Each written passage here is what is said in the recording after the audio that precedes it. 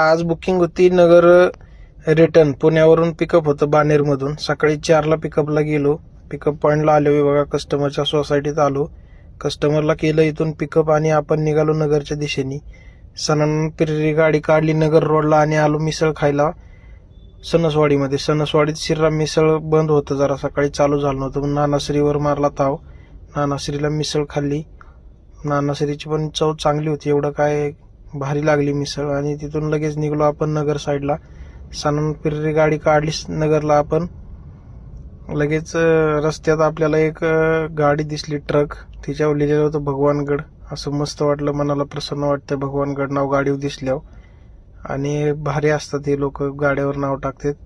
आपण केलं ड्रॉप लगेच नगरमध्ये यांना लग्नाच्या ठिकाणी ड्रॉप केलं आणि मस्त सजावट केली होती, तिथेच गाडी पार्किंग लावून घेतली.